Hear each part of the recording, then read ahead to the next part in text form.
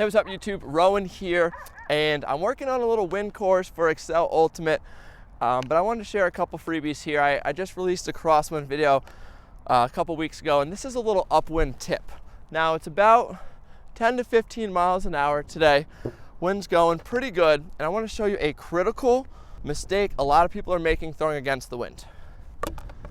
If this is a backhand, if the mistake is any wobble, and people try to muscle it against the wind. Now let's take a look at what happens if there is a little wobble. So if there's 15 miles of wind going against the Frisbee and any wobble happens, all of a sudden 15 miles an hour of wind hits the bottom of the disc and slams on the brakes. To fix that, what you want to do is, instead of throwing for speed and power and muscle, all you want to do is spin the disc cleanly so the wind flies over and nothing is exposed.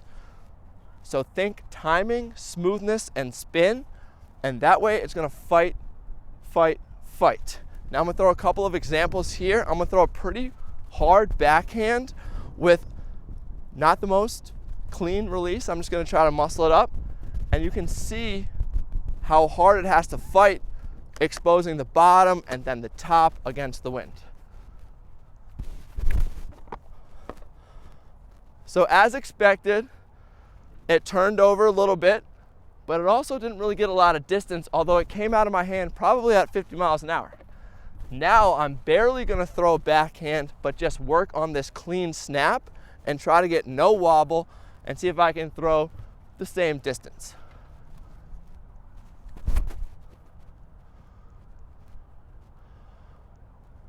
And as you see, that's almost exactly the same distance, but that was literally just a little flick of the wrist.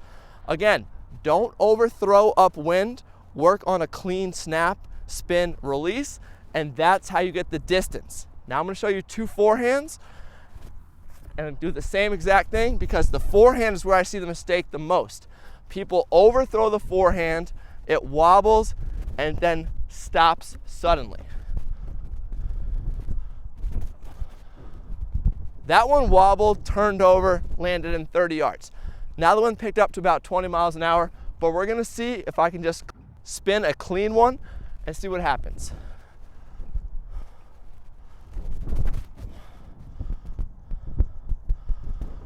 Again, about the same distance, even further, but literally no real snap.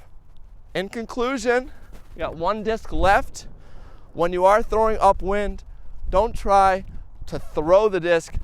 Keep the spin as your focus, exposing just the rim of the disc to the upwind, and you'll see a lot more results.